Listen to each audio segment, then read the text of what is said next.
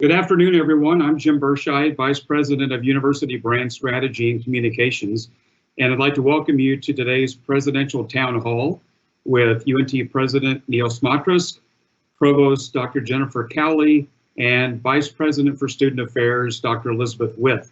I'll be serving as the moderator today, but for most of the time, I'll be off camera just asking the President questions. Just a few things for you to know.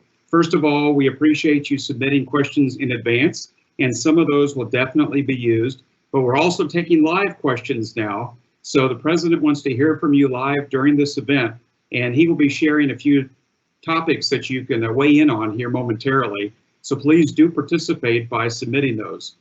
Not every question will be asked. We apologize, but probably we'll have time limitations on that. So we're going to do our best to cover most of the important topics today. So please be patient as we move through. And again, the President will take most of the lead, but Provost Cowley and Vice President With will have various remarks at the beginning and throughout the event to answer your questions. So now let's go to UNT President Neil Smatresk for some opening comments. Mr. President. Well, hello, everybody. And Abraham, I'd like the next slide, please.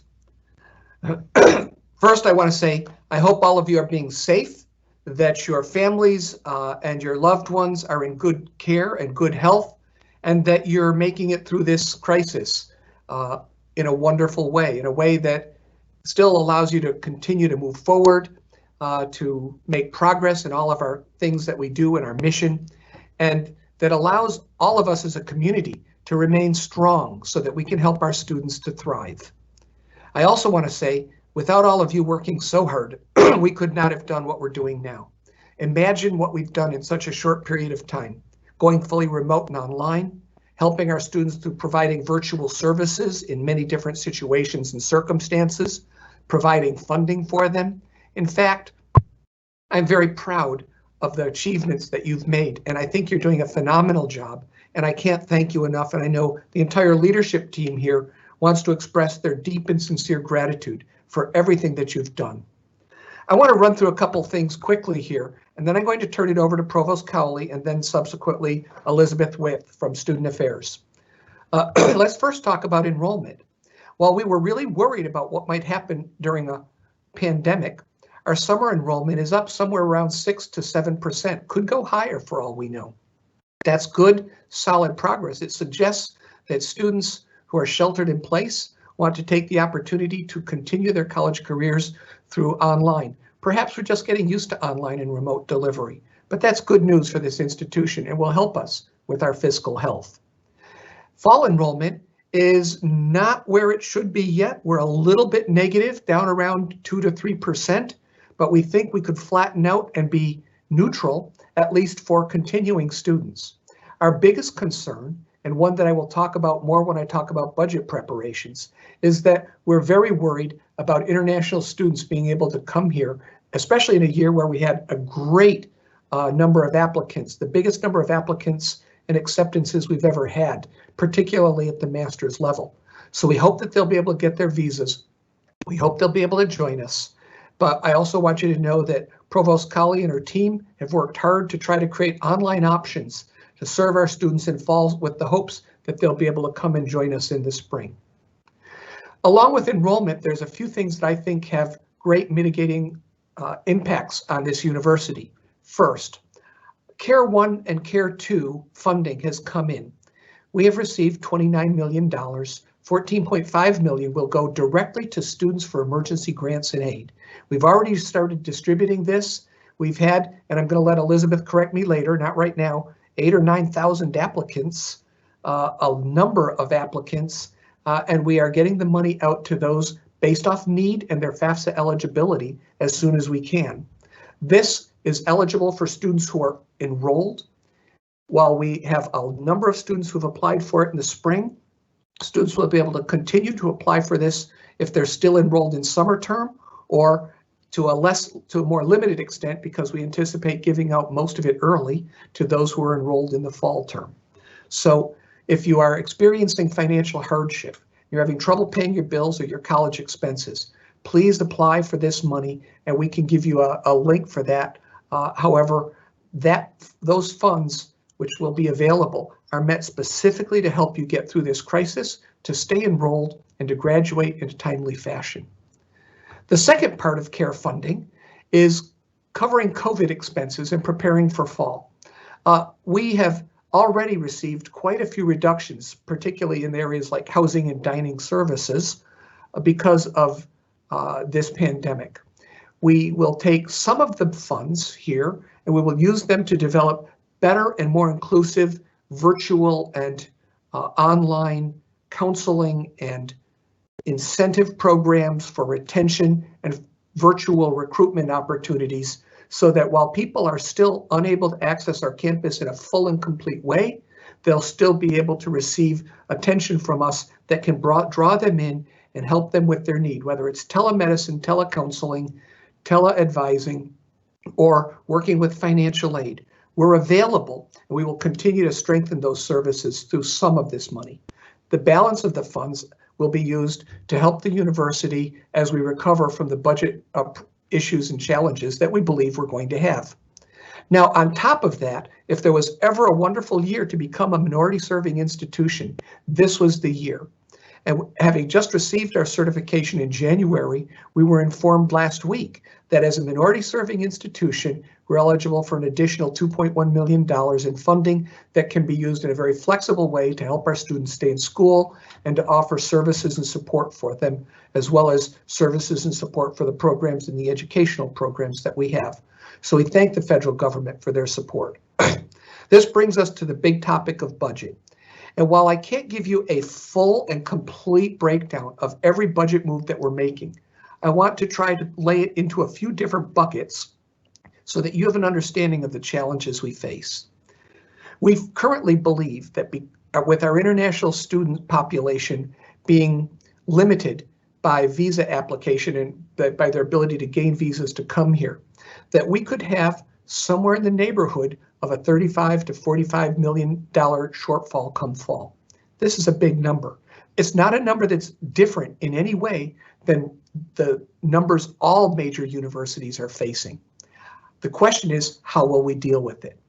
The last part of this fiscal year, we've recovered about $15 million. We will have about $10 million from CARE Act funding Part 2, which makes a pot of about $25 million that we can reserve to help us pay our bills in the fall and continue our services for our students. Along with that, we're asking every unit to take 5% sustainable cuts and to prepare based off shortfalls in state funding and other shortfalls from enrollment up to a 10% budget reduction in their units. These are big numbers, but they're numbers that we can make do with, and we can make them sustainable by looking at better and more facile ways of doing business and by scaling our costs to the enrollments and the enrollment shortfalls that we have. The budget preparations that we're making now should deliver something very close to the budget predictions that we're making for fall and should help us fill the hole that we have. Some of this funding, some of this budget cutting will be sustainable. We will hope to recover around $18 million that we can use to reinvest in our educational mission, and we can use to expand our educational services to our students in years to come. But for this year, we need to make sure that we're doing the best we can across the board. We're also cutting costs in other areas. We're reducing our budgets in areas of construction. We're putting projects on hold. We're putting some new initiatives on hold, not all. The ones that influence recruitment and retention are still front of mind and will be funded. We are trying very hard to reduce costs everywhere we look. And for example, we don't anticipate lots of travel come fall. We don't anticipate a number of other things that we would have in a regular year. We're even reducing our paper expenses because we've gone virtually paperless. So as we look at the cuts that we're making, we believe that we'll emerge from this a healthier institution with a leaner budget, with better cost controls, and the ability to reinvest quickly to prepare and to continue to make the kinds of progress we have as one of the top universities on the rise in the country. The very last thing, and I know a lot of people have asked questions about that, The very last place we look after we've made every other possible budget move we can would be in any form of pay reduction or furloughing or layoff program. We will, right now, we have not made any firm decisions about this while schools across the country are doing it. It's part of our fiscal health and part of our solid leadership strategies that have allowed us to get to this point without having to do that. And so I want you to know our first task is to make sure we keep the Mean Green family together and to do the best we can to allow people to continue working in a gainful way. That's all I'm going to say for now about budget. Don't expect any final budget discussion until we get much closer to fall, when we know the actual extent of what our enrollment might be and any shortfalls from the state that we might experience. Finally, we anticipate beginning to gradually reopen the campus this summer. There'll be research activities that are occurring on campus that will slowly begin to return. Our VP for Research, Mark McClellan, has developed an extensive plan that I believe is very strong and very solid that will help us safely resume research. And bear in mind, in all we do, safety is the first concern, and you're going to hear about that a little bit more from Elizabeth With. We believe that in summer 2, we'll be able to open up learning to experiential classes that need face-to-face experiences, music, art, engineering, lab classes, possibly even some small classes where very intense interactions are encouraged, and graduate education. So we hope that in summer 2, we'll begin to model what fall will look like, and come fall, we hope to have a limited but still more or less open campus. And of course, I need to reiterate, we will be doing all the things that are recommended by the health officials in the county, the state, and the federal government. We will have safe social distancing. We will wear masks. We will be washing and sanitizing. We will be deep cleaning and doing a number of other things that I believe will help to make sure that we're a healthy campus, along with the monitoring and the testing that needs to happen if we're going to have a successful return to something approaching normal. If you read my letter, you know that normal isn't the same as a full-blown campus. We won't be having large events. In fact, there will be no large events that aren't approved until no large events will be approved until we get a green light from the federal government. We have a vaccine or something that can treat the COVID disease and make sure that we can be healthy even if we contract it. So these are major considerations for us. We think that a fall return is going to be something our students crave, and many of our faculty and staff do. The final thing I want to say about that is many people have expressed concerns because they're in high-risk groups. We will do everything we can to make sure that anyone in a high-risk group continues to stay remote or telecommutes or has very safe and protected environments, because we value every single individual in our Mean Green family. There'll be more, I'm sure you'll have more questions about this, and that's why I've brought the team forward, although we don't know all the answers to everything yet because the situation's changing on an almost daily basis. So with that quick summary, I want to now allow your provost, Jennifer Cowley, to very briefly talk about the academic plans we have for beginning to reopen the campus in summer 2 and fall. Jennifer? Great. Thank you very much, President Smatresk. So I'm going to walk briefly through the phased plan that we're approaching. So in the month of May, that is starting now, we're beginning to prepare for research activities to resume. We're also allowing faculty and staff to return to their workspace for limited periods of time to collect any items that they may need to continue their telecommuting arrangement. Starting at the beginning of June with summer session 1, we're going to allow limited access to certain students on campus to access experiential learning spaces, for example, MFA studios, practice spaces, or laboratories for graduate teaching assistants and fellows to be able to record lectures that will be needed and lab experiments for the coming summer 2 session. We will continue telecommuting and offering virtual student services during that period of time. Beginning with summer 2, which starts on July 6th, we'll have a pilot allowing some of our clinical operations, some in-person teaching of experiential courses, and some hybrid student services to be delivered, allowing for students to access virtually or to come in person. This will then lead us to the fall, where we're planning a hybrid delivery model. That means that we'll have a mix of in-person, remote, and online classes, as well as student services being available virtually or in person. We have charged the Learning Spaces Committee with coming up with a plan for how we can best safely use our existing classroom spaces to deliver education. That may mean social distancing, protective PPE, or other ways that we can secure our environment and make it safer. With that, I'm going to turn it over to Elizabeth With to be able to talk more about some of those safety protocols.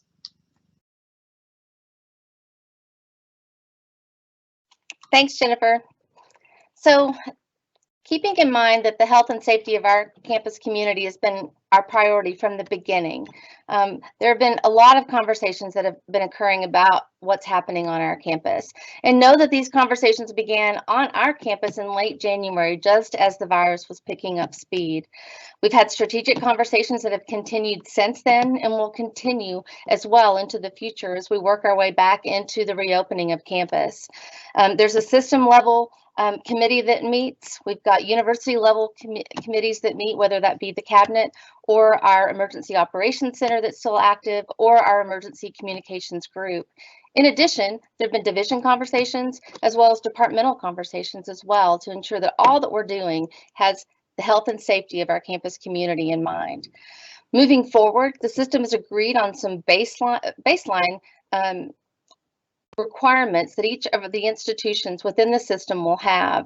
They're all based upon the CDC guidelines. So just as the president mentioned earlier, they're dynamic, they're changing. So we can expect that some of these will be modified as we work our way into July and August and the openings that Jennifer discussed. So some of these things include having sanitizer available, sanitizing stations at the entrances and the main areas of buildings across campus, social distancing, as well as masks. Now, masks will be required when staff and faculty and students are coming into contact with others. They won't be required when you're working, for example, in your office by yourself. As long as you can maintain social distance, you would not be required one, but we want all to have a mask. Right now, the university is working to acquire as many masks as possible, and we'll be providing those to faculty and staff. One of the decisions that is yet to be made is exactly whether we'll be requiring students to bring their own, or whether we'll be able to supply them for all of them, as well as our visitors on campus. There will be common protocols around cleaning and sanitization of our buildings. As we're working our way into returning on campus in July, there will be a deep cleaning across campus. And then again, if areas are impacted, if we have a faculty or a staff member who contracts the virus, then obviously we will be back in those areas, making sure that we're doing deep cleaning as well. Initially, we're going to require self-reporting of our temperature, so we're going to require those, at least as of yet. We have not made that decision, but we're going to require folks, if you have symptoms and if you have a fever, you need to stay home, making sure that you don't get anybody else sick. If folks are sick and have had the virus, then we will require a doctor's note for them to return to campus. For those who have symptoms while they're on campus, we'll have isolation spaces available. Most of those will occur at the Student Health and Wellness Center, but as we open the residence halls in the fall, then we'll have dedicated space within the residence halls for isolation. Social distancing will be very important, and so we'll have the floor markers that you've seen if you've been on campus already. We'll make sure that we are reorganizing furniture, taking some furniture out of common spaces, having a great deal of signage, making sure that we have everything available for folks to understand what social distancing is. And know that all of the things that we've talked about, our finance and administration folks are working hard to procure. So sanitizing stations, hand sanitizer, masks, all those things are in the works and being brought here. A couple of things that we're still working on and deciding what will happen is the cleaning of our personal spaces. Right now, custodians don't do that because of safety and security reasons. So will we be required to clean our own spaces, provide our own cleaning materials? Those are things that we're talking about still. And know that the conversations around contact tracing as well as testing are continuing. I think the university is prepared to assist the health department in the contact tracing. Currently, we are doing, we look at the campus exposure risk, and we'll continue to do that. The EOC and members of that emergency communications group have done a great job in making sure that people who have had symptoms, we know where they've been, we know if they've been able in contact with people on our campus, and we're going to continue to do that. Contact tracing takes that one step further, and the health department leads that charge. And know that the governor, when he spoke a couple of weeks ago, he talked about contact tracing. And so we're working with our local health department in making those determinations and how we can help and best support them. And then whether or not we do testing on our campus, we provide kits now. Our Health and Wellness Center, through the leadership of Dr. Cynthia Herman, is looking at whether or not we should procure our own equipment and be able to do our own testing. We don't know whether we'll be able to, but we certainly would like to be able to if we can into the future. So with all of that in mind, know that the health and safety of our campus community is definitely our highest priority. And while there's still a lot to be done, we will continue our efforts moving in that direction with that at the forefront of what we do. So I'm going to turn it back over to Jim and the president to continue with the town hall.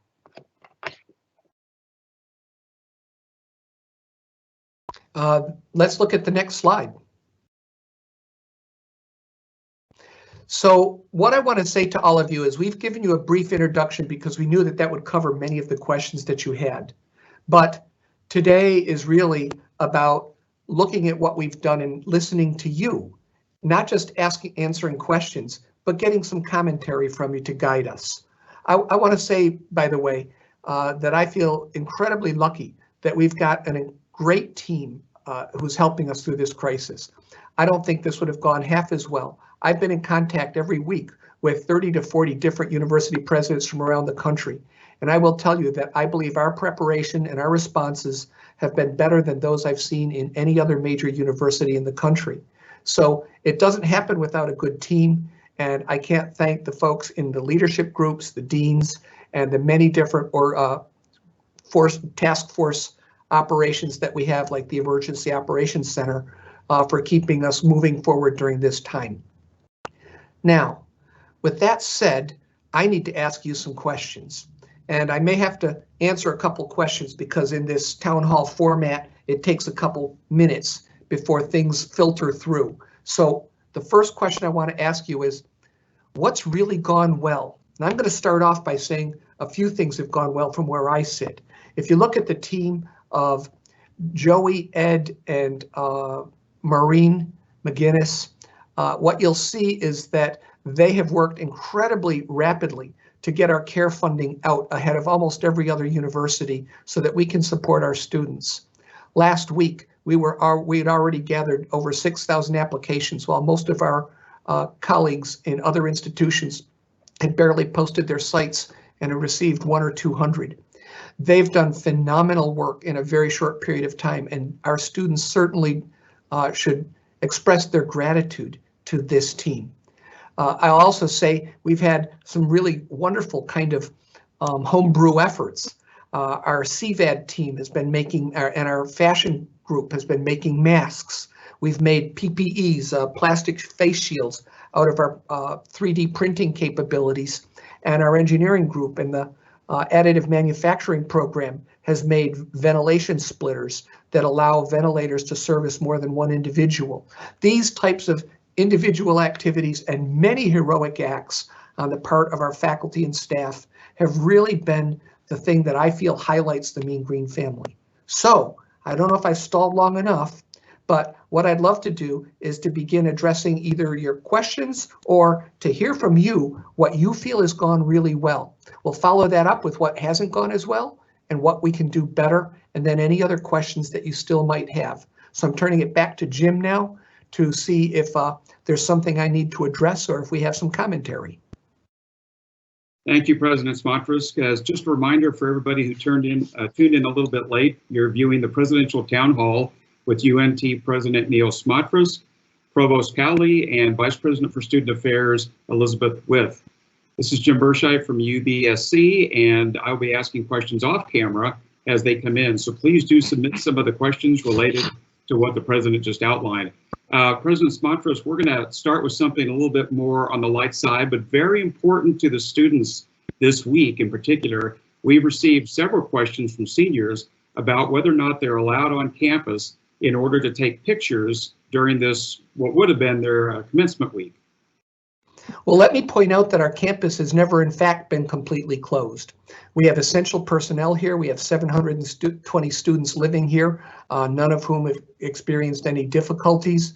And I see students, as I drove in today, taking pictures in front of Hurley Hall and the Eagle statues. So we invite students to come take pictures and celebrate their graduation by with their families, but we ask the following. If you're near any other groups, please be respectful of social distancing. Please wear masks. You can take them off for your pictures, but stay quite far apart from each other so that we don't risk spreading this virus further. Thank you for that answer. And now we're going to go to a question about a very important population at UNT, and that's our international students. We've had a student submit this question just now. Can international students take online classes in their home country because we cannot make it back to UNT in the fall of this year? I'll let Jennifer answer that question. Thanks. We are assessing the academic programs that have the highest concentration of international students, and we're working with the departments to determine a virtual delivery plan, particularly for the first semester of coursework for students who are not already here, who would like to join those programs. For existing students, I would encourage you to reach out to your department to determine what courses may be available online for a continuing student who may not be able to return. Given that embassies are still closed and some borders are closed, we're waiting for further guidance from the federal government on borders and when our international students will be able to return to our campus. Thank you, Provost Cowley. So Dr. With addressed this a little bit related to reopening campus and sanitizing, but someone has written in specifically about the use of the union, given that there are so many different activities and offices and different centers in the union, and they're wondering just how much the union will be utilized. Is it half as much or try to reopen it fully? So let me start off and then let Elizabeth follow. First, I have to say I screwed up. It should have been Melissa McGuire who was doing the great work on the CARES Act. So my shout out to Melissa for all of her hard work. You know, the student union is one of the great treasures of this campus, and it's a great gathering spot, but we will have to have a different kind of student union opening with appropriate distancing, appropriate masking, and appropriate spacing out of events or rotating people in and out. I'll turn it over to Elizabeth because so much goes on there that we really need to think this through deeply. This is one of the areas that I mentioned earlier that we just don't have all the answers to yet. And so we're continuing to have conversations. Some of our preliminary ideas for the union are having floor markers that indicate which way you should be walking so that people aren't bumping into each other as they're walking through the corridors of the union. When we think about being in line, making sure that there's 6 feet of spacing in between people as they're in line, if that's even possible. Additionally, we know that we need more space for people to eat to be able to spread out. So we're looking at potentially utilizing the small ballroom as an additional space for students to be able to eat when we open in the union. As I said, there's lots to consider, lots of ideas that are popping through, some things that have been, Neil, in fact, pointed out something to me that's being done in China where they're using cardboard to separate the spacing at tables. We're willing to look at anything and we'll continue to look at anything to make sure that we're maintaining the health and safety of our campus community. Thank you, Dr. With. President Smatresk, we've had another question come in related to the staff working on campus. And the question is, will part-time teleworking still be available for departments who want to limit the amount of people in an office at a given time in order to practice social distancing?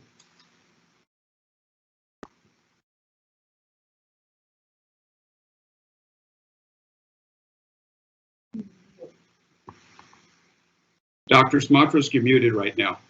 A common Zoom problem. Okay.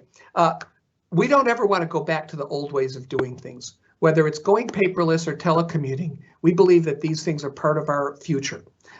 Right now, I feel better about telecommuting than I've ever felt. I think there's a market for it. I think that some form of rotation where we need face-to-face, but we don't all have to be there all the time is in order in many of the different offices. Of course, we'll leave it to the supervisors and vice presidents to work out the details. But one of the problems that we had was that everyone needed more and more and more office space to the extent that people were fighting over it. I think we can resolve those problems through rotating people in and out of their positions, hoteling, and through telecommuting. And so I believe we will continue to telecommute, especially for those who are high-risk populations. Thank you, President Smatresk. Before we move on to the next question that has been submitted, just to remind you that the President would really like to hear these items that we have on the slide. What has gone well? What hasn't gone well? What can we do better? And any other questions. If you would push those through the chat feature, then we can see those pop up and we will ask the President, the Provost, and Dr. Witt.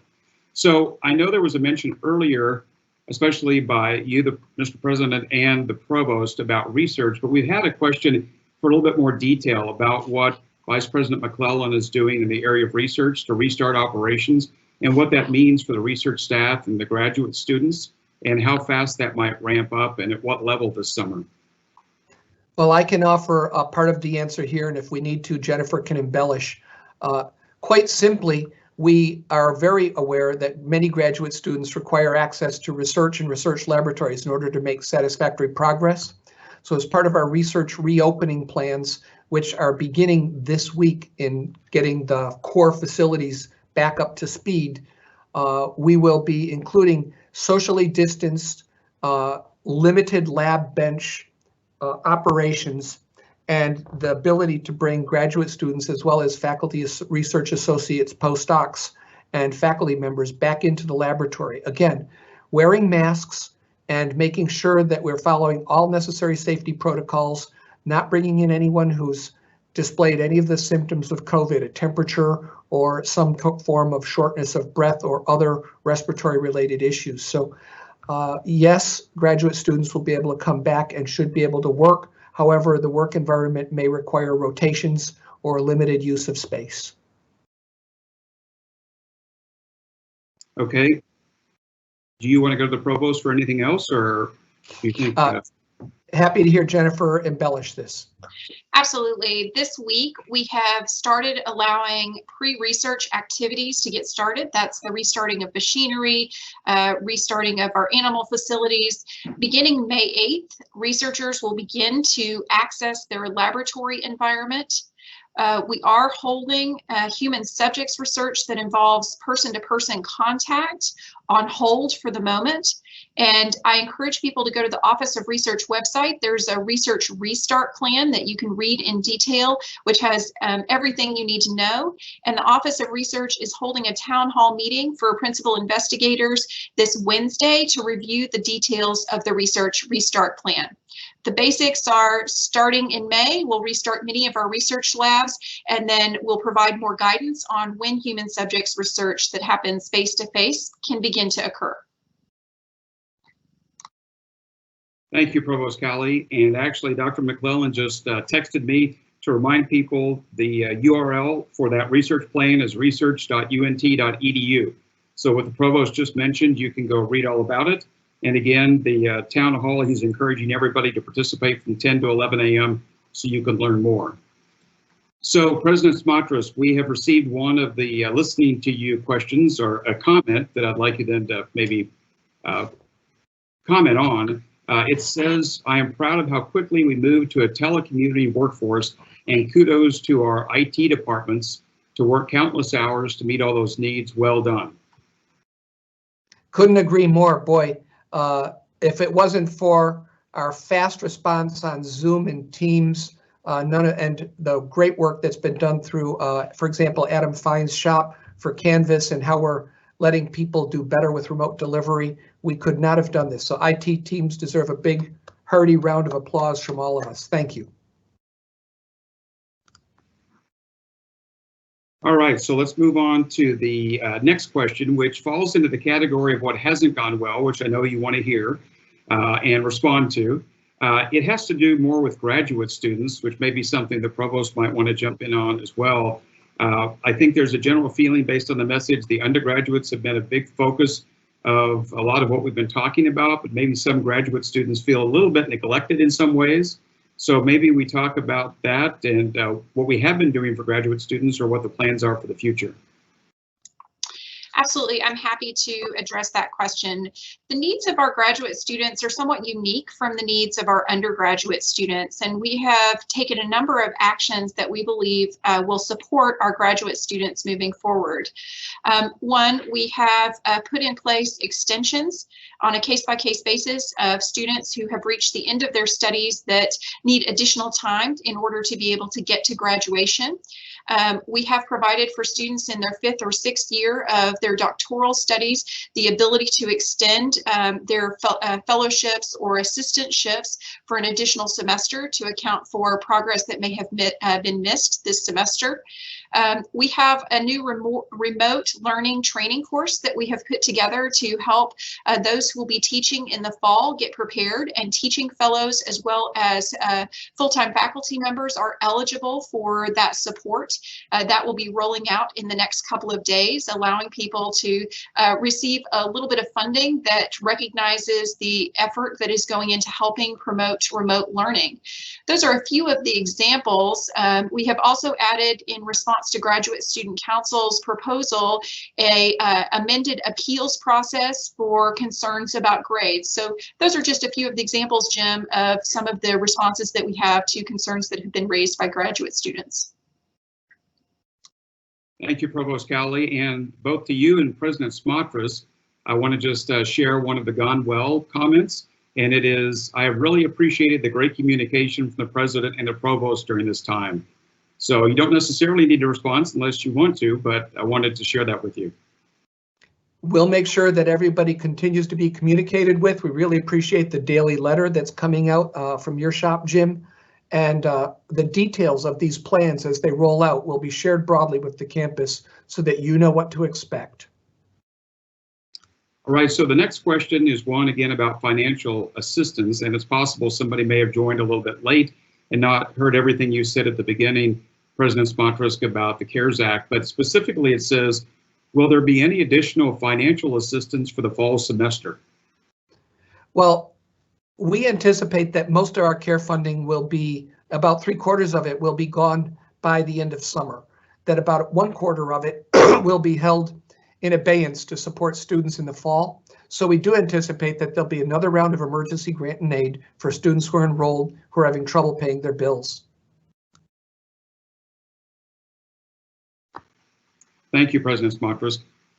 And the next one comes from a staff member who is asking more about when staff can expect to be back on campus. I know it's varying by division, but is there a general expectation that a majority of staff will be back on by early June or mid-June or around that time? Or so we haven't set a specific time frame for this yet. In fact, tomorrow we have an extended discussion with the leadership team to begin establishing some guidelines. Obviously, if the virus spikes, if new cases spike, it'll change everything. So the first thing we're going to do is be guided by the data and guided by the science. But the next thing that I'll tell you is that we anticipate that staff will begin coming back in June in a very limited way, and more staff will be available to come back in July as we begin to ramp up for modified but more normal kinds of operations. I'd look over at Elizabeth and Jennifer if they want to add to this. I'm happy to speak for the Division of Student Affairs.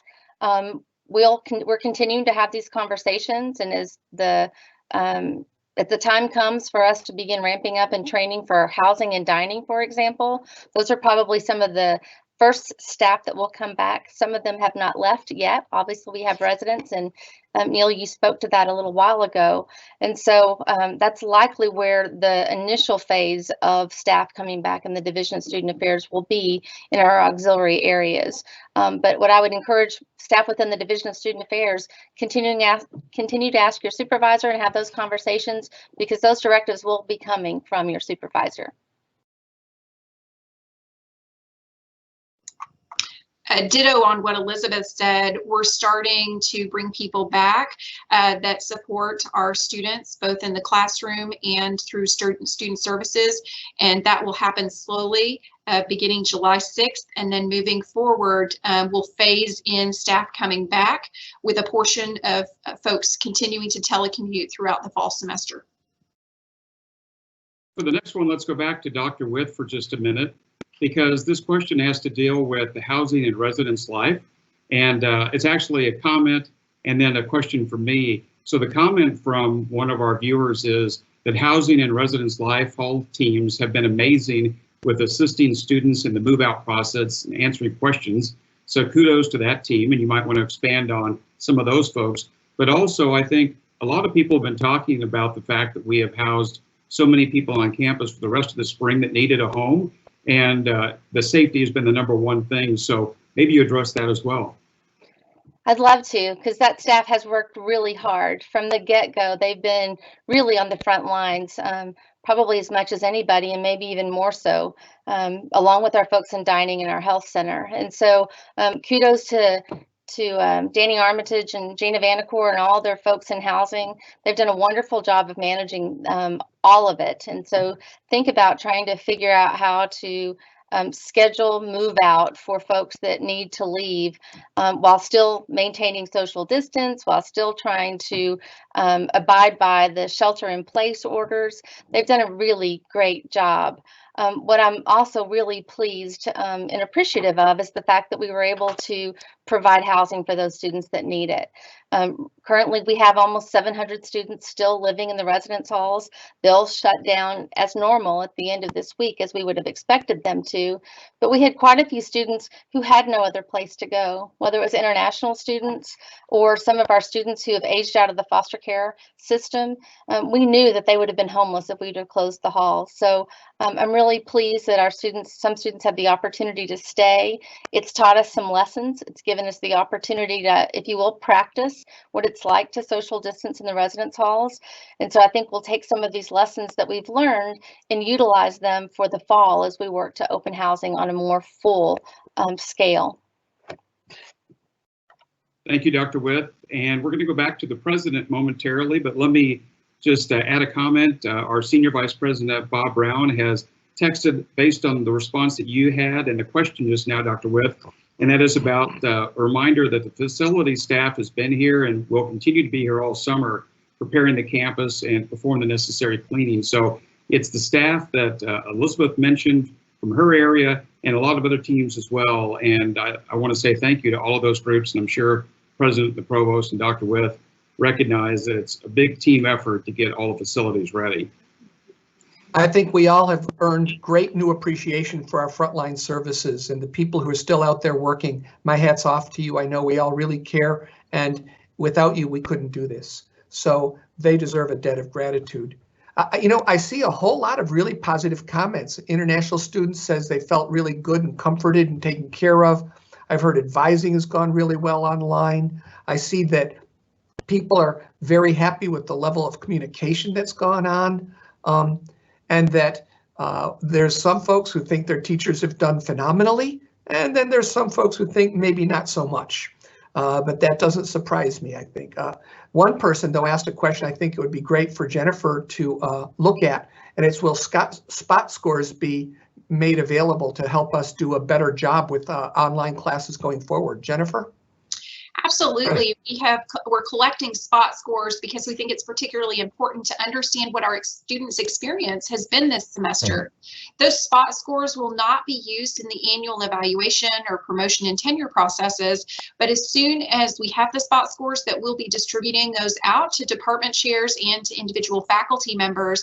That way they can see the feedback and make any adaptations that they may need in preparing for next semester's classes. One of the other things I noticed, Jim, is that a lot of comments have been that the responses of the different groups people are in have been enhanced because of the flexibility that's been offered. I think this is a really important point. What has gone well? In a situation like this, you have to be flexible. You can't be policy ridden or allow barriers to slow you down. And so I think that the whole campus is adapted to the get or done attitude, as opposed to we're going to follow this set of rules that will slow us up. So very happy to see that people are pleased with the flexibility that allows us to make good judgments about how to keep people safe and how to keep things moving. Well, sometimes in a crisis, you find out new things that you didn't know or help implement new policies. So that's a good thing. One thing that's on people's minds is all the activity we have around athletics, which of course the fall is a big time. I'd like to know when that's going to resume, because one person wrote, "We need the joy of our mean green football." Well, let me just jump in and say, first, I'm on the Conference USA Executive Board, and I'm also a board member with the NC2A. Last week, we had a teleconference that outlined a plan for how to safely roll out college athletics come fall. I'm not sure that we'll be talking about spectator-based athletics, but I believe that we'll have a plan that will allow football, basketball, the many different Olympic sports, soccer and softball, to all continue. And the only challenges might be around travel and travel schedules and the types of testing protocols that we use to make sure that we can keep our students safe, because these are all sports in which social distancing cannot be practiced. So we're going to be looking at it. We're going to be following the Open America plan as well as the NC2A reopening athletics plans, and we will follow all the guidelines that our public health officials have given us. Another option, by the way, is that we may have a football season. The football season could be truncated. Could be a shorter season that involves more local play or championship play. So keep your fingers crossed. I'm looking forward to football as much as anybody. Thank you, President Smatresk. We're going to go back to Dr. Witt for just a minute, because we have a pre-submitted question that came in a few days ago, which was a shout out to the Student Health and Wellness Center. I know that Dr. Herman and her team has been very busy over there, and I thought maybe Dr. Witt might like to comment on that particular group of folks, and also just what they're doing right now for students and the plans for the summer and the fall. One of the parts of this question had to do with helping calm fears and anxieties. So I know there's counseling, but also the Student Wellness Center overall. So would you like to talk about that, Elizabeth? Sure, I'd be happy to. We've utilized the staff at the Health Center the entire time. They are our resident experts. So as we've looked at the health and safety of our campus, physicians have been involved all along the way. So kudos and shout outs to Dr. Cynthia Herman and Dr. John Shelton. They've done great work for us and have been involved in many of the committees and still are. They, as you know, I think many of you know, we shut down the facility except for acute care over these last few weeks because we didn't want to bring students into students into an environment where we had sick students. And so we were just able to get past that as of last Friday. They've opened back up and have normal operations, resuming their normal summer operations. So not quite as many folks from a staffing perspective in the health center, but they're going to be able to accommodate all the needs for our students that they've been able to. So not just if you're sick, but if you need a well woman exam, for example, or if you need shots for allergies, those types of things are open and available and will continue to be so. I do think it's important to mention the mental health of our campus community and specifically of our students. This time has been very difficult on all of us, and some are taking this quarantine better than others. And so I think being able to have counselors available has been really helpful to our campus community, to our students. And so shout out to all those folks, and I appreciate their work. They were able to move really quickly, providing virtual counseling for our students and haven't missed a beat. And so I'm grateful that that will continue. And so I think we've discovered as part of this new normal that we're about to embark upon, some of the things that we've discovered that we can do some of these services pretty darn well virtually, and that will continue. And I think it will allow us to expand the numbers and be able to provide more support for more of our students. And I look forward to that coming in the fall. Hey, Jim, I noticed an awful lot of kudos out there for our faculty who've done a great job, for our housing and residential life folks, for folks in dining, but I'm seeing a whole lot around IT. And I just think, I just want everyone to know the comments that you've made about what has gone well, and they've been almost overwhelming. The number that I'm getting popping up here in the Q&A is really heartwarming. I'm so happy that people are appreciative of the really great services that they've been getting from so many of our faculty and staff, and even many of our students. So thank you all. They're really kind comments.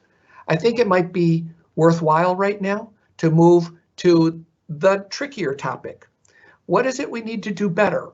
And I want to start with one, just because I'm kind of chuckling as I read it. What can we do better? Not stress departments with 5 and 10% budget cuts. Well, I get it, but you know what? We have a choice here.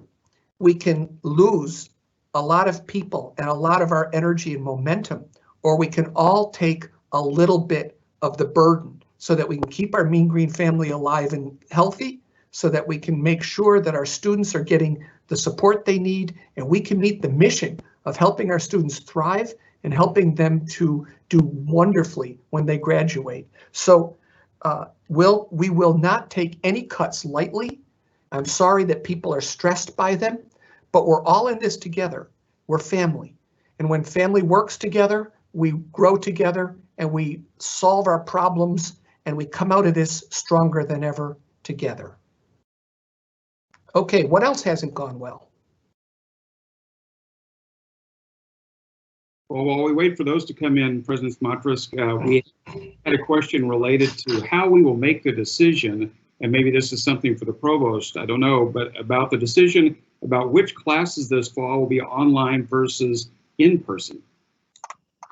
Thanks, Jim. We're currently charging our Learning Spaces Committee with looking at all of our classroom spaces across campus, as well as other spaces that are typically used for events that we may be able to use for classroom purposes. We're calculating what can be done within social distancing, understanding the unique circumstances in certain courses. For example, I heard from a lecturer today that teaches foreign language that enunciation is critical and wearing a mask may make teaching more difficult. We're looking at all of those factors and coming up with a plan for how many sections we can offer in person and how to do that most safely. We're also asking our departments and colleges to prioritize who should get the space first. So we're going to prioritize those experiential learning experiences first and foremost. And we're going to prioritize students that need to make timely progress to their degrees. All of this is being taken into consideration to figure out how we can safely support as many students as possible on campus and learning in the fall semester. We do know some things can easily go online or remote for the fall. For example, we know that we have existing course sections that are online, and there may be multiple course sections, some in person, some online. We've asked that those go ahead and move online so that we can create additional classroom space for other courses that may more urgently need it. Our plan is by July 1st to have a firm plan in place so that everyone will know exactly what's happening with each individual course section for the fall semester. So please stay tuned and have patience as the Learning Spaces Committee and our department chairs work with our faculty to come up with the best plan for how we can support our students' learning. You know, I have a comment to make here. One of the groups that I think has not been praised quite enough, and I noticed the comment here on it. Before we had the CARE Act funding, we began an emergency grant and aid program based off donations and UNT Cares.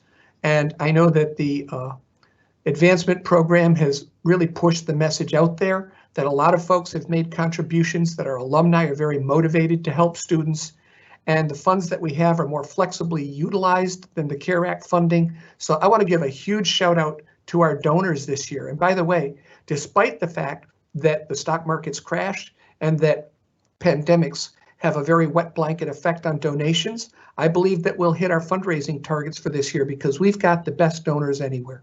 I really appreciate all of you, and all of you who have given, thank you so much. Your hearts are in the right place and you make a difference for our students. Thank you, President Smatresk. So before we move on to the next question, I want to read one of those shout outs that you were talking about and the great comments coming in. Again, from an international student, we know how important this particular population of students is to the university, to have the diversity on campus. And this international student says, I have felt so safe and secure from the kind of support we have received from the university, be it financial, psychological, mental, and emotional. Thank you so much. I don't know if you'd like to comment on that, President Smatresk. I don't think I can comment on it. It's a brilliant comment, and I think it typifies what we are as a community, that we do really care about our students and try to take care of them. Thank you. So the next question has to do with something that I know has been on the mind of students. And the question is, will students that currently have work-study jobs continue to be paid in the summer if they received a summer work-study award? So students who are on federal work-study, and I'm going to look at Elizabeth and Jennifer, we have not had crisp guidance on, but we have done our best to keep students who are on federal work-study or state work-study funded during this period.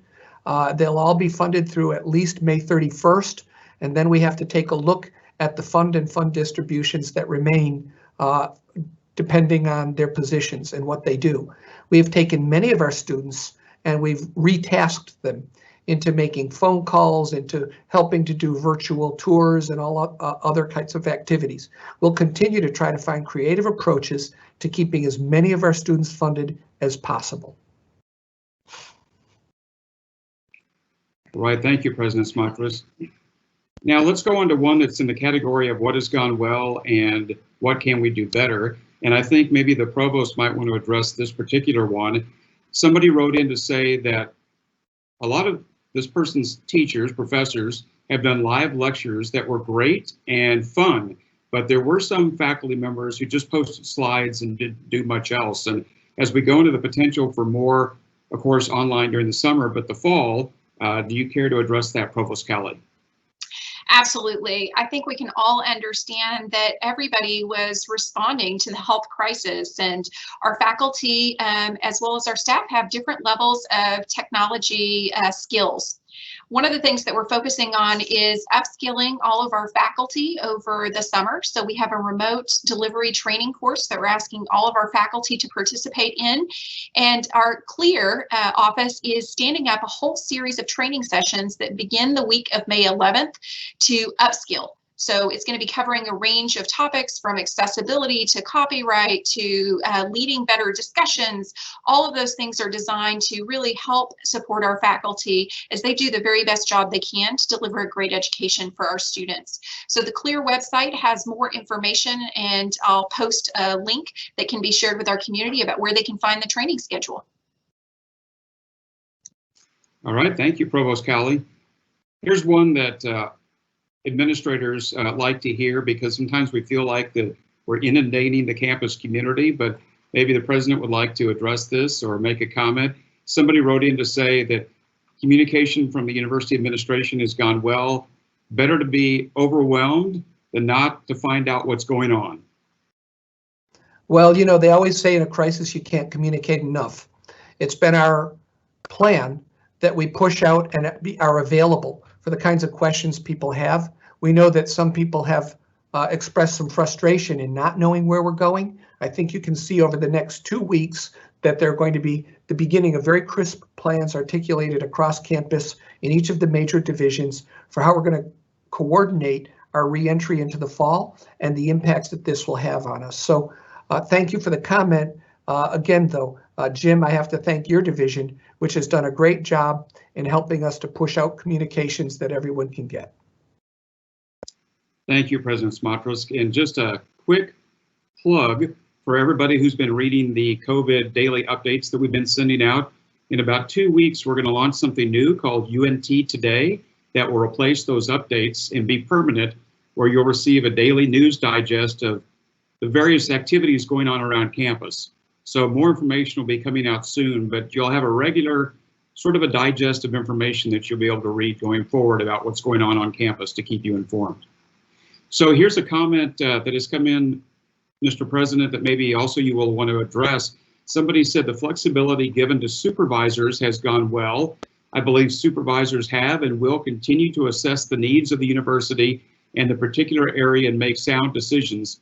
And if that means continued telecommuting, I hope we will act accordingly. But say something about the supervisors that have been trying to figure all this out during this difficult time.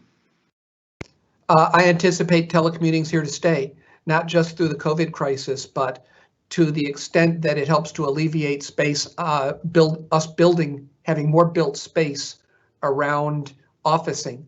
The shared services building, the SSB, is a great example of how hoteling space and spaces that can be made available can accommodate quite a few people. If, say, 25 to 30% of all of our employees rotate in and out or telecommute, especially those who, by the way, are at high risk during this crisis, then we don't have a space problem anymore. Along with that, though, I've been reading some of the comments that didn't get published here, and I'm kind of interested. A lot of people are saying, well, I work in a cubicle farm. Do I have to wear a mask? I'm alarmed. Well, when you're in a private office with a closed door, you don't have to wear a mask. When you're in a cubicle farm and there's people sitting next to you and you can see them, you need to wear a mask. I hope that's a simple and direct answer for you. All right, thank you, President Smatresk. I think we're going to go to Provost Cowley for this next one, because it's again something about graduate school and a question. The question is there any fast tracking graduate school admissions to allow the jobless to quickly return to school? UNT could provide an important service for those who need opportunity and professional growth over the next year. Thanks, Jim. So yes, we have, in response to the current health crisis, recognized that many of our testing centers are closed and students are not able to take GREs. We recognize that students who may not have originally planned to go back to graduate school are now considering coming back to graduate school. Most of our graduate programs have extended application deadlines and are providing flexibility for provisional admissions or to waive certain test requirements. So I encourage anybody interested in thinking about graduate school to reach out to the academic program of interest and talk to the program coordinator to determine what options there may be for enrolling this summer or fall. All right, and the next one is also for you, Provost Cowley, so we'll just stay with you for a minute. It has to do with travel and travel plans and how folks can afford travel and go through that process related to interacting with the international division. Absolutely. So currently we have travel prohibitions in place, and we're asking that no one engage in business-related travel for the time being. This is directly related to the CDC's travel advisories that say we should not be engaged in non-essential travel. So we're putting limitations on travel at the present time. We'll be following CDC guidance, and as that CDC guidance changes, then we'll be alerting our university community. I saw that there was a question related to someone who is currently abroad and seeking to come back. I'd encourage that person to reach out directly to UNT International to discuss their individual circumstance so we can determine what may be possible. All right, thank you, Provost Cowley. And I think we'll go back to Dr. With for a second, because again, people have been coming in and out, but this is one that has popped up again that I know that has been on folks' minds. So Dr. With, the question is it possible to put the plexiglass at the front desks in the halls to get ready for all the people to move in? So I know you touched on this earlier, but you might want to explain again where that and some of the other safety measures that you're thinking are the initial rollout. So that's definitely one that's up for discussion. And I think we'll continue to see that. I think there's some areas that have specifically requested that. I don't know that all areas will be doing the same things. I think that's part of the conversation that we need to continue. But know that there are a group of folks that include physicians that are taking a look at these safety measures and helping to make recommendations on what we need to do. We'll continue to follow the CDC guidelines, and we'll implement all of these things as we begin to open in July and August. Everything is on the table, and we will work to consider everything and anything that can work for us on our campus to help keep our campus community safe. Right. Thank you, Dr. With. We're going to go back to the president for a question that was submitted in advance about related to parents and future students who, according to this, as they say, are eager to join us in the fall. So it's a two-part question. For some of us, our financial situation has changed since the pandemic started. Is there any plan to revise the fee structure? And will UNT be granting deferrals to incoming freshmen? If so, will students be allowed to keep freshman university merit scholarships? Well, let's deal with the second one first. I have not yet considered whether we'll grant deferrals. Obviously, deferral is an individual choice that someone makes depending on their motivation, their financial condition, and the timetable they have for their own success.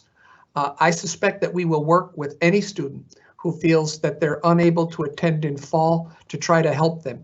As far as merit scholarships go, we have not made a decision about that. Typically, we hand out our merit scholarships based off of the application for that year. So I don't know if we would ask for a reapplication or not. And again, I'm not necessarily qualified to address that. As far as the other question was based off fees in general, is that, and I'm trying to, was it fees in general or was it just specific to the mandatory fees that we face? Well, it just says, is there any plan to revise the fee structure? And, you know, we've seen a lot of questions about when we're online versus in person and what fees might be charged. Well, so let's start off by what we did this summer. This summer, we actually rebated the fees for all the mandatory student fees that people pay that they might not have received the service on. But I really have something important to say about fees because I think most people actually don't really understand how we calculate fees and what we do with them. Student fees aren't calculated on an hourly or daily use basis. They cover the long-term costs of offering students all the services that we have, even if they can't use them at that moment. They include things like equipment, maintenance, staffing. Our buildings, the student union and the rec center are covered by fees. In fact, the state says we can't cut a fee that pays for the debt service on a building that we've constructed. The library fee, for example, covers the development and maintenance of library materials that students use to complete coursework, whether it's online or in person. And that includes materials they've checked out for use at home, like laptops, which we've been handing out.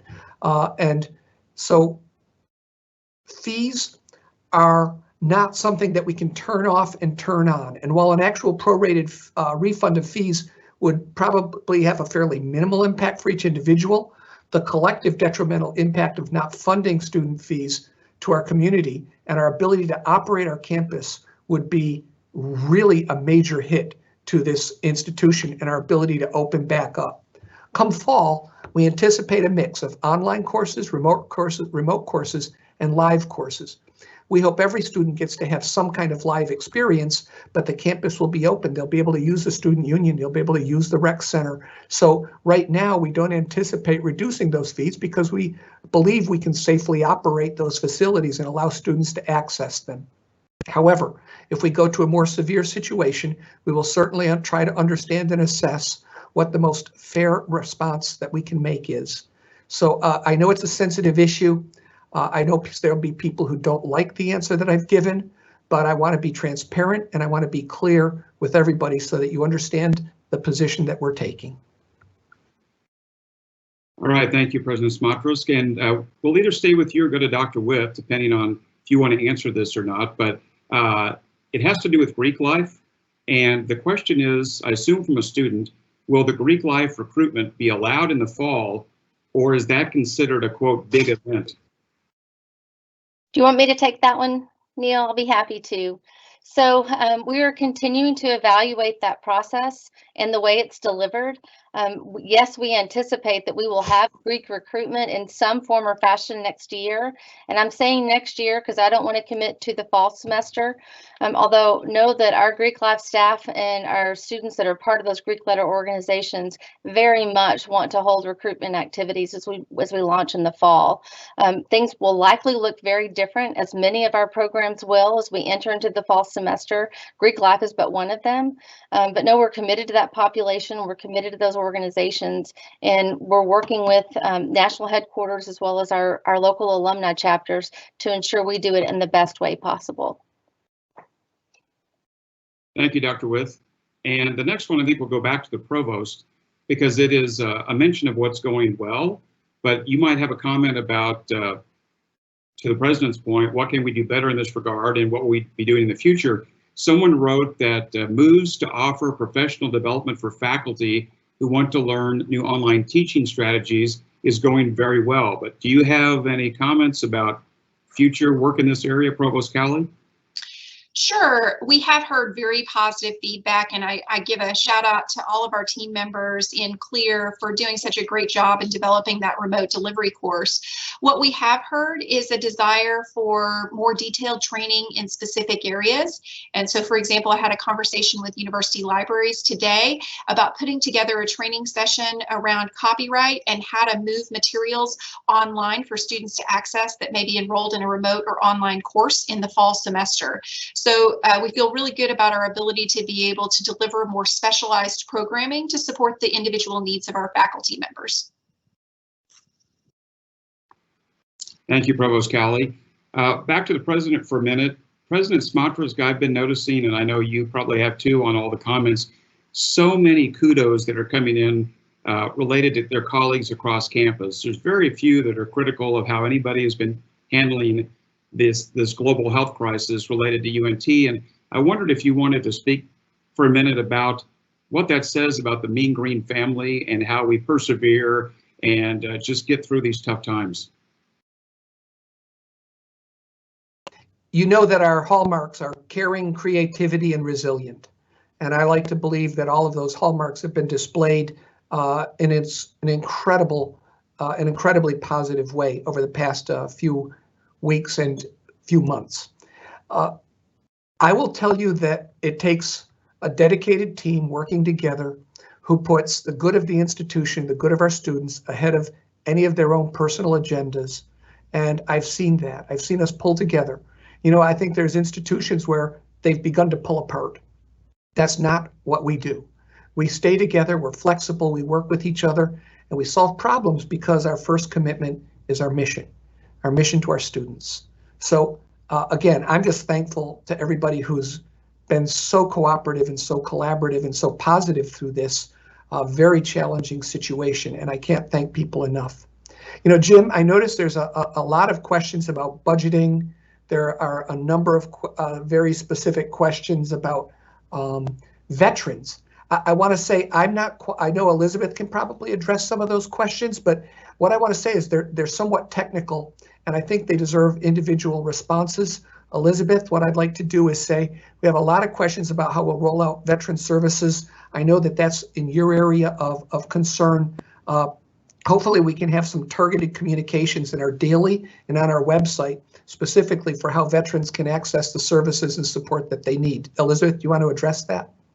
Sure, I will be happy to. I know that those folks are available now and have been virtually. And so if they continue to utilize the contact information on the website to reach veteran services, they should be able to reach somebody. If they don't, then make sure that folks know that we know. But I know that Jim Davenport and others involved with enrollment management from either the registrar's office or financial aid have been available for students as well. And I think some of those folks have actually some of them have ventured back to campus already or will be doing so soon. So all of that should be available to them now. I saw a question about books and when the bookstore will be open. We're planning for the bookstore to be open come June 1. And so, but if folks are looking for books now and need them, they certainly can go online and order them through Barnes & Noble or other entities. And so I'd encourage those folks to do that as well. But we'll get some information together and get it to Jen so that it can be posted in the daily that's more specific about veteran services. It's a good question. Yeah, I'm looking at a lot of questions here around food and food security and dining services. So first, we will definitely have to make plans to socially distance in the dining halls. Again, we've addressed that briefly. Elizabeth, I know, is working on it, but there's people who have asked, will there continue to be grab and go? I'm almost 100% certain that we will continue to have grab and go to support students who need to either get a meal quickly and then go back to study, or who don't want to be exposed in the broader confines of dining services. The other thing is, will the food pantry be open? And I'm going to turn to Elizabeth, because I know that this has been a critical resource for many of our students. And in fact, another campaign that I'd love it if Advancement in Student Affairs ran was, in a time when we think supply chains are breaking, if we open up our food pantry, can we all really pull together and help stock it up so that students can have access to food for those who have food insecurity? So yes, happy to address that. And the food pantry, as soon as we are comfortable with more folks being on campus, the food pantry will again open. Right now, we've been directing folks to off-campus food pantry locations and have worked to support them in ways that we can. And for those students that are on campus, that was one of the questions about what about students who are on campus who don't have meal plans. So those folks that are living in the residence halls, we made the decision to feed everybody. So whether or not, if you're living in the residence halls, you're one of our 700 students and you don't currently have a meal plan, we're feeding all of them 3 meals a day. Not their fault and a challenge for them. We wanted to make sure that they had meals as well. So that's one of the reasons why we closed the food pantry, because we did not want to drive people from off campus on campus, and we were feeding the people who were already on campus. I anticipate the food pantry to open. I know those folks would appreciate and do appreciate the support they're receiving. There's great support for the food pantry. It has been for the last while. And so for those that have supported, we appreciate it and look for more support in the future. Yeah, and on another note, Elizabeth, you and I, we were talking, someone asked a question about, will gowns for grads be available so that people can go out and get pictures? And I'm going to, again, disappoint some people with this answer. Gowns are a way of transmitting virus and require strict cleaning protocols if we're going to not transmit virus. So for the safety of our campus, we won't be lending out gown for grad for until we have a real walk across the stage graduation. And speaking of a walk across the stage graduation, while we'd hope to do it in August, I'm not convinced that we'll be able to sustain that at the level that we want, which is the super pit being full for 4 or 5 well, not 4 or 5, for 8 or 9 graduation ceremonies. I anticipate that we will probably be rolling graduation into something like the fall ceremonies. Let me be clear that this breaks my heart. I'm really sad that I can't shake your hands as you walk across the stage. I'm really sad that students won't get to celebrate, but there are some celebrations planned at the college level. I will be sending out an announcement congratulating people, and spoiler alert, maybe there'll be a special little gift that comes to people in the mail here in the not too distant future to congratulate you on graduating in what is arguably the most unusual graduation year in the past 100 or more years. Thank you, President Smatresk. As we know, people come in and out of town halls like this, and especially online. And so we want to just repeat something as we near the end. Could you cover again about CARES Act? We have some students asking about how they would be able to apply and sort of what that means. I'm sorry, apply for what? You broke up a second. Apply related to the CARES Act funding or there's financial aid in that regard. I'll tell you what, it's tiny URL and I can't remember the name of it, but we have two sites you can go to. One's more indirect. Jim, you've published the CARES Act site several times. I'm going to ask that you continue to publish it. I want everyone here to please read their COVID Daily, which is at health.unt.edu. Is that right, Jim? It's the Health Alert site, yes. If you go to Health Alerts and Health search Alerts, for that's that, it. yes, then you'll find So that information. you can find the URL there. And also, if you are concerned with other types of services or support, you can also go to the Save and Source site, which is a compendious listing of many different types of support now offered both virtually and live. So those are the two places that I would ask. And yes, students can continue to apply. If you've received a gift in a semester, I ask you to wait till the next semester before you apply your next semester enrolled, before you apply again. Hey, Jim, I got a note that's kind of curious, and I want to follow through on it about the use of VPN. They say VPN is a little cumbersome, but Cognos 11 seems to freeze, so it's really hard to manage the budget. So I just want, that's something that hasn't gone well and that we need to do better. I'm not sure what the challenge is specifically, if it's the bandwidth of the individual in their home, or if it's something around Cognos, because it's such a large program. But I will assure you that we'll look into that with Chris McCoy, our head of IT, our VP for IT. On that topic, President Smatresk, I know you've been working a lot and talking a lot with our CIO, Chris McCoy, about just technology challenges. And I know Adam Fine has been involved in that discussion. How do you think that has gone? We've got a lot of kudos from people, but a few people saying they had some rough patches. Overall, do you feel like that it's been very sustainable through the semester? And are there any plans for going forward to make any changes? Well, one thing I've been shocked at is that Zoom and Teams have continued to operate despite the fact that the volume through them has just skyrocketed on an international level. Our volume, and I can't remember the exact numbers, went from very few Zoom meetings a day to literally thousands and thousands of Zoom meetings a day. So the fact that we're still working and operating, even though some people experience freeze-ups, is great. Most of the freeze-ups that we've been able to identify are freeze-ups that happen on your link at home. They're on the internet side of home. The reason I'm up in the office today is because my internet tends to freeze up when we try to do really big events. So I'll just say, for some folks, the ability to come back to campus may make Zooming better, but obviously we want large numbers to telecommute, or we won't be able to socially distance for the next few months. So hang in there. Sorry that things lock up, but all in all, I'm very, very impressed, and we will continue to use and expand our Zoom meetings because, frankly, the commute time's awesome. I save a whole lot of time. Of course, I'm also in a whole lot more meetings than I used to be. I'm sure a lot of people are Zoomed out right now. Okay, we're going to ask a couple of more questions, and then I think move into a wrap-up that you might want to do, President Smatresk. There's a question that just came in, and it really falls into that category of what can we do better, also not gone well. But someone commented that as we cut some employee positions during the spring, there wasn't good assistance in terms of exit counseling and helping them search for other jobs. And just wondering what you have to say about that.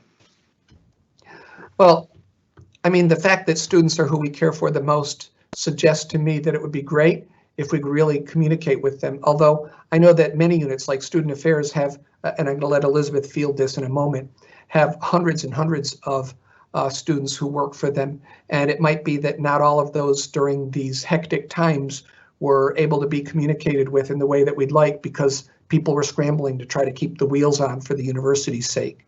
I will tell you that we don't love having to cut student employment, but when there's no jobs for students to do and we can't find a suitable replacement job, it has been necessary in some cases. I hope that over the weeks to come that we'll be able to find ways to help them and to help them continue their job search process through our Career Center and other resources. Elizabeth, you want to address that? Because you and Jennifer probably have the most student employees. Sure, I'll be happy to. I know that it's been very difficult for us as we've not had our students to be able to support us in some of our areas across campus. You mentioned the Career Center. They are definitely available to support our students in the student employment area. So if they don't have a position and are looking for a position, we do post those part-time positions on their website on Handshake, the Career Center's website, so students can definitely go to that location and look for them. There are career advisors and coaches that are available to help them find even part-time positions, not just full-time positions. So I would encourage everybody to use that Career Center website. And as we know, we work our way into the summer and prepare for fall. We are hoping that we will be hiring a great number of students back on our campus. We miss them. We need them in our areas. We're grateful for the ones that have been able to work remotely, but know that that's been limited. And I'll just add that while we have talked about a hiring freeze that applies it to staff and faculty, it does not apply to student workers. So as we're able to begin to ramp back up some of our operations, we will actively be hiring students. And so you can expect more student postings, particularly for summer 2 and for fall semester. All right. Thank you, everybody, for that response. We have been reading a lot of kudos, as we mentioned earlier, just a few others that came in. First of all, a lot of kudos to staff and faculty. And we're going to go back to the president in just a moment for a wrap up, but a lot of staff and faculty comments, and too many to really mention, even though I'd love to read all of them. There's a couple at the Student Rec Center. Somebody noted that they're keeping us moving through online programs, and that's great when we're all stuck in various locations. And also the Emergency Operations Center for their work that's been going on since this started. Financial Aid Office, there are just many shout outs that have been coming in. So let's wrap up the town hall by going back to President Smatresk for some closing remarks about, again, where we've been and where we're going.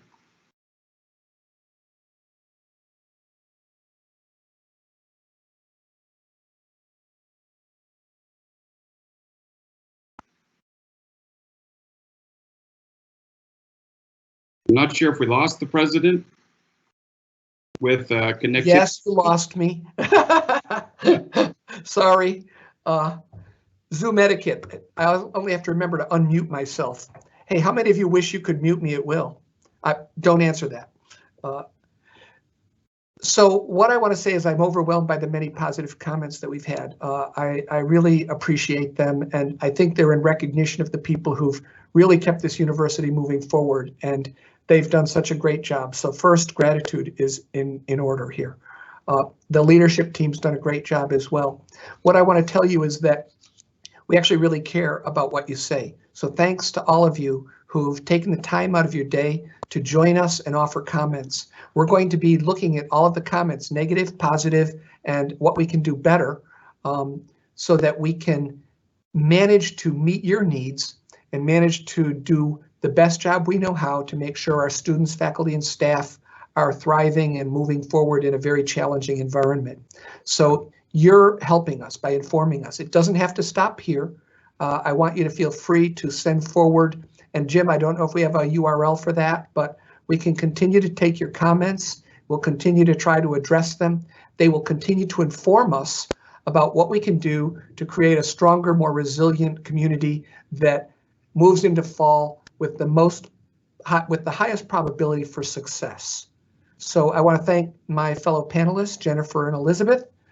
You have done an amazing job, and I don't name every cabinet member, but I just want to say all of you have contributed in major ways to the successes that I've been reading about. So with that, thank you. I appreciate all of you, and I hope that you stay safe and continue to make progress. I hope that you feel supported, and where you haven't, you'll let us know. And I'm just going to end with Go Mean Green. And President Smatresk, just to share that address, untpresident@unt.edu, if people want to give additional comments. Thank you, everybody, for being here, and thanks for joining us online.